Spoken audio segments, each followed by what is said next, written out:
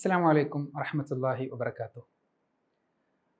പുണ്യനബി സല്ലല്ലാഹു അലൈഹി വസല്ലമയുടെ ജന്മമാസമായ ഈ റബീഉൽ അവ്വലിൽ അവിടുത്തെ പ്രവാചകത്വത്തിൻ്റെ തെളിവുകൾ, പ്രവാചകത്വം ആളുകൾക്ക് ബോധ്യപ്പെടുത്തി കൊടുക്കാൻ കഴിയുന്ന സൂചനകൾ ചർച്ച ചെയ്തു വരികയാണല്ലോ നാം. ഇന്ന് നാം ചർച്ച ചെയ്യുന്ന കാര്യം പുണ്യനബി സല്ലല്ലാഹു അലൈഹി വസല്ലമയുടെ വിശ്വാസ്യതയും അതുപോലെ പാപസുരക്ഷിതത്വവുമാണ്. ആളുകൾ ഇങ്ങനെ പറയാറുണ്ട്, പ്രവാചകത്വം വ്യാജമായി വാദിച്ചതാണ് മുഹമ്മദ് നബി എന്ന്. വെറുതെ പറയുകയാണ്. പക്ഷേ ഒന്ന് ആലോചിച്ച് നോക്കൂ. വ്യാജമായിട്ടാണ് പ്രവാചകത്വം വാദിച്ചത് എങ്കിൽ ഇസ്ലാമിലെ കൽപ്പനകൾ, ആരാധനാ കർമ്മങ്ങൾ, ഇതിനോട് ഏറ്റവും കൂടുതൽ നീതി പുലർത്തിയത് പ്രവാചകൻ സല്ലല്ലാഹു അലൈഹി വസല്ലമ തന്നെയാണ്. ഇത് ഈ പ്രവാചകൻ സല്ലല്ലാഹു അലൈഹി വസല്ലമയ്ക്ക് ആരാധനകളിൽ ഏർപ്പെടുന്ന സമയത്ത് ദൈവികമായ ആനന്ദം ഉണ്ടാകുന്നില്ലെങ്കിൽ എങ്ങനെയാണ് ഇത് സംഭവിക്കുക? കൂടുതൽ ആളുകൾക്കും, വിശ്വാസം ഉറക്കാത്ത ആളുകൾക്ക് ആരാധനാ കർമ്മങ്ങൾ എന്ന് പറയുന്നത് അവർക്ക് ഒരുപാട് പ്രയാസം ഉണ്ടാക്കുന്ന കാര്യമാണ് ആദ്യഘട്ടത്തിൽ, അതിൻ്റെ ആനന്ദം അനുഭവിക്കുന്നത് വരെ. എന്നാൽ പ്രവാചകരാകട്ടെ വിശ്വാസികളായ മറ്റു അനുയായികൾക്ക് നിസ്കാരം നിർബന്ധമാക്കുന്നതിൻ്റെ മുൻപ് തന്നെ പ്രവാചകൻ സല്ലല്ലാഹു അലൈഹി വസല്ലമയ്ക്ക് രാത്രിയുടെ പകുതിയോടടുത്ത് നിസ്കരിക്കൽ നിർബന്ധമാണ്. പുണ്യനബി സ്വന്തമായാണ് ഖുർആൻ വചനങ്ങൾ അവതരിപ്പിക്കുന്നത് എങ്കിൽ എങ്ങനെയാണ് അങ്ങനെ ഒരു നിർബന്ധം സ്വന്തത്തിന് മാത്രം നൽകുക?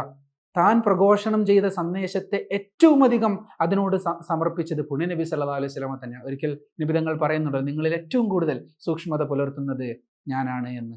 അവിടുന്ന് കാല് നിന്ന് നിസ്കരിച്ച് നീര് വന്ന സന്ദർഭം നമുക്ക് ഓർമ്മയുണ്ട്.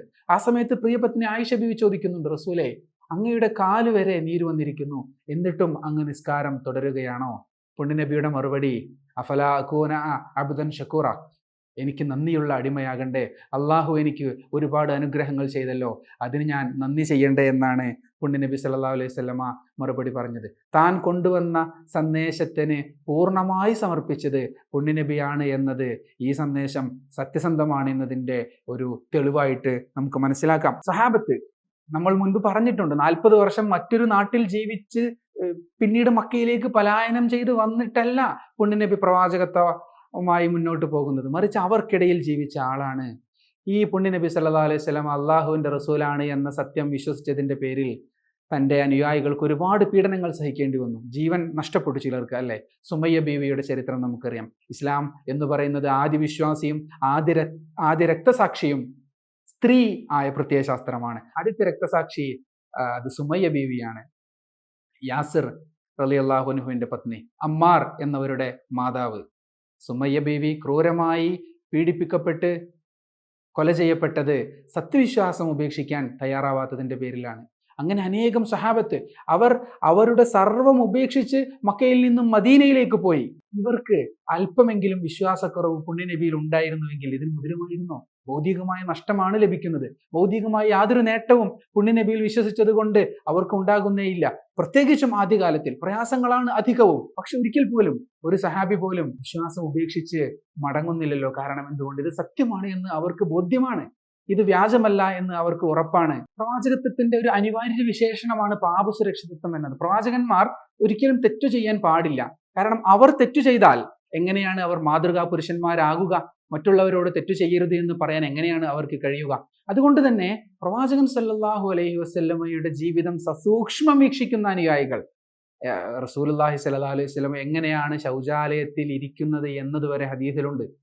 സസൂക്ഷ്മം വീക്ഷിക്കുന്ന അനുയായികൾ, പ്രവാചകൻ സല്ലല്ലാഹു അലൈഹി വസല്ലമ വുളുവെടുത്ത ജലകണം നിലത്ത് വീഴുന്നതിൻ്റെ മുൻപ് സ്വകരങ്ങൾ കൊണ്ട് അത് സമാഹരിക്കാൻ മത്സരിക്കുന്ന അനുയായികൾ, അവിടുത്തെ ജീവിതം പൂർണ്ണമായും പരസ്യമായിരുന്നു. രഹസ്യത അവരുടെ ദാമ്പത്യത്തിൽ മാത്രം പരിമിതമായിരുന്നു. ബാക്കി സമയങ്ങളിലെല്ലാം പ്രവാചകൻ സല്ലല്ലാഹു അലൈഹി വസല്ലം അനുയായികൾക്കൊപ്പമാണ്. അവർ സസൂക്ഷ്മം വീക്ഷിക്കുകയാണ് പ്രവാചകരെ, അനുകരിക്കാൻ പുതിയ അറിവുകൾ കിട്ടുന്നുണ്ടോ എന്നറിയാൻ വേണ്ടി.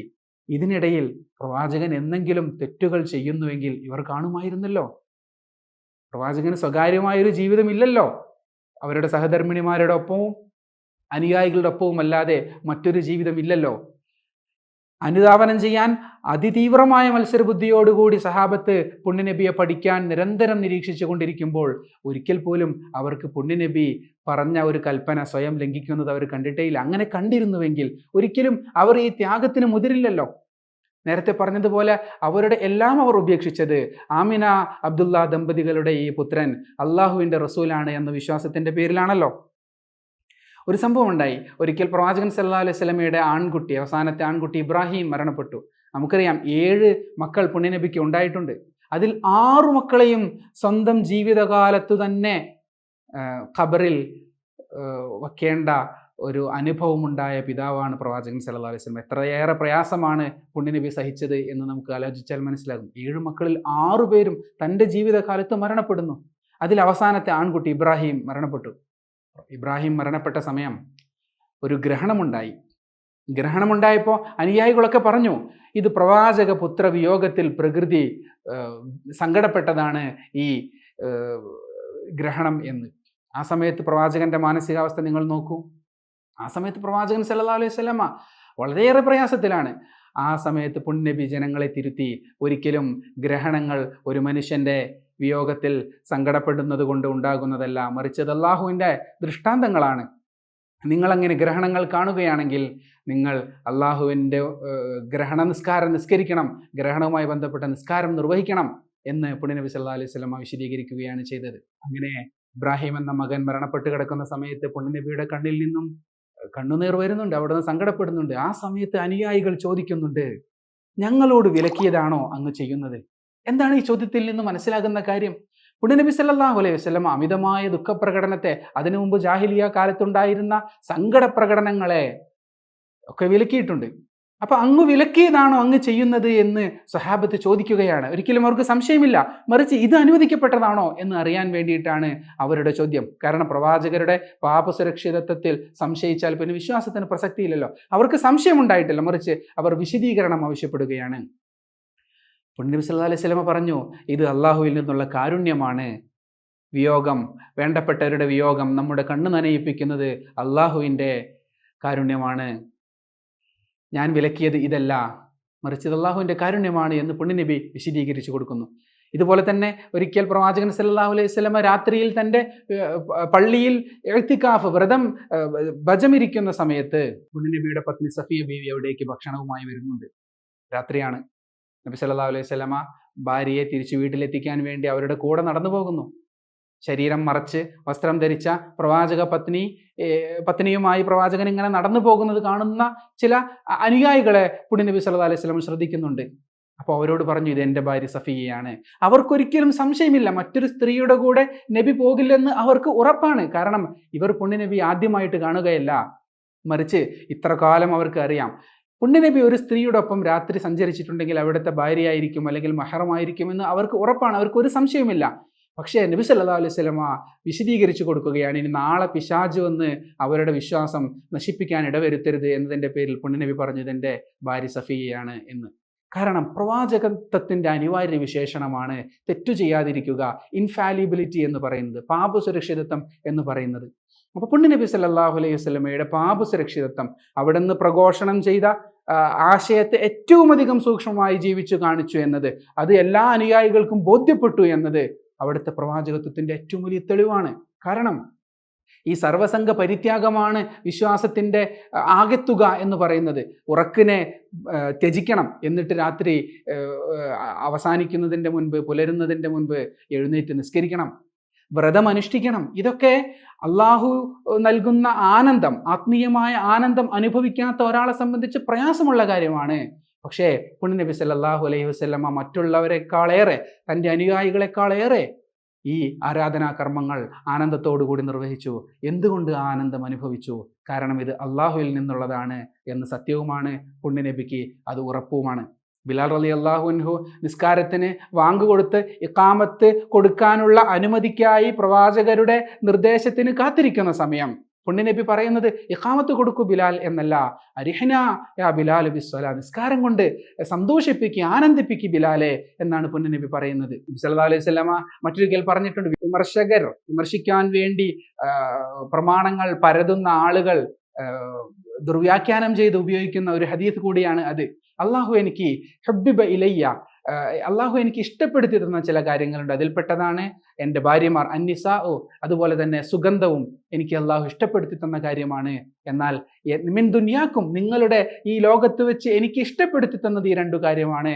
വലാകിൻ ഖുർറത്ത് ഐനി, എൻ്റെ കൺകുളിർമ എന്ന് പറയുന്നത് ഫിസ്സല, അത് നിസ്കാരത്തിലാണ്. ഈ ഹദീസിനെ വിമർശകർ വളച്ചൊടിക്കാറുണ്ട്. അവർ പറയും, സ്ത്രീ വിഷയത്തിൽ വലിയ താല്പര്യമുള്ള ആളാണ് പ്രവാചകൻ, അതുകൊണ്ടാണ് എനിക്ക് അള്ളാഹു ഇഷ്ടപ്പെടുത്തി തന്നത് സ്ത്രീകളാണ്. അന്നിസാഉ എന്ന് പറയുമ്പോൾ ഭാര്യമാർ എന്നാണ് അവിടുത്തെ അർത്ഥം. എന്നാൽ അതിന് സ്ത്രീകൾ എന്ന അർത്ഥം കൊടുത്ത് അതിനെ വക്രീകരിച്ച് പ്രവാചകനെ മോശമായി ചിത്രീകരിക്കാൻ ആളുകൾ ഉപയോഗപ്പെടുത്തുന്ന ഹദീസാണ്. ഇത് തന്നെ ഒന്ന് പരിശോധിച്ച് നോക്കാം. ഹബ്ബിബ ഇലയ്യ, എനിക്ക് ഇഷ്ടപ്പെടുത്തി തന്നത്, എനിക്ക് സ്വതവേ ഇഷ്ടമുള്ളതല്ല, മറിച്ച് എനിക്ക് ഇഷ്ടപ്പെടുത്തി തന്നത് മിൻ ദുനിയാക്കും, നിങ്ങളുടെ ലോകത്ത്. കാരണം ഈ ദുനിയാവ് തന്നെ എൻ്റെ പ്രധാന കൺസേൺ അല്ല. കാരണം ഞാൻ അള്ളാഹുവിനെ അനുഭവിച്ചിട്ടുണ്ട്, അള്ളാഹുവിൽ നിന്നുള്ള വഹി സ്വീകരിക്കുന്നുണ്ട്. അതുകൊണ്ട് എന്നെ സംബന്ധിച്ച് ഈ ദുനിയാവ് അത്ര പ്രധാനമല്ല. മിൻ ദുനിയാക്കും, നിങ്ങളുടെ ദുനിയാവിൽ വെച്ച് അള്ളാഹു എനിക്ക് 2 കാര്യങ്ങൾ ഇഷ്ടപ്പെടുത്തി തന്നിട്ടുണ്ട്. അത് സുഗന്ധവും എൻ്റെ ഭാര്യമാരുമാണ്. എന്നാൽ എൻ്റെ കൺകുളിർമ എന്ന് പറയുന്നത് ഫിസ്സല, അത് നിസ്കാരത്തിലാണ്. എങ്ങനെയാണ് എന്ന പ്രഖ്യാപനം കൊണ്ട് തുടങ്ങുന്ന നിസ്കാരം ആനന്ദമാകുന്നത് പ്രവാചകത്വവാദം വ്യാജമാണെങ്കിൽ? അള്ളാഹു ഇല്ലെങ്കിൽ, അള്ളാഹു നിസ്കരിക്കണമെന്ന കൽപ്പന തനിക്ക് തന്നിട്ടില്ലെങ്കിൽ പിന്നെ ആ നിസ്കാരം എങ്ങനെയാണ് ഒരു മനുഷ്യന് ആനന്ദമുളവാക്കുന്നത്? ആനന്ദമുളവാക്കാത്ത ഒരു ആരാധനാ കർമ്മം എങ്ങനെയാണ് ത്യാഗം സഹിച്ച് കാലിൽ നീരുവന്ന് ഉറക്കം ത്യജിച്ച് രാത്രിയുടെ പകുതി നിസ്കരിക്കാൻ ഒരു സന്ദേശ പ്രചാരകന് കഴിയുക? അതുകൊണ്ട് പ്രവാചകൻ സല്ലല്ലാഹു അലൈഹി വസല്ലമ വ്യാജ പ്രവാചകനാണ് എന്ന ദുരാരോപണം, തെറ്റായ വാദം തള്ളിക്കളയാൻ അവിടുത്തെ പാപസുരക്ഷിതത്വവും തൻ്റെ സന്ദേശത്തിന് മറ്റുള്ളവരെക്കാളേറെ സമർപ്പിച്ചത് മുഹമ്മദ് നബി തന്നെയാണ് എന്ന വസ്തുതയും നമുക്ക് ഒരു തെളിവായി മനസ്സിലാക്കാം.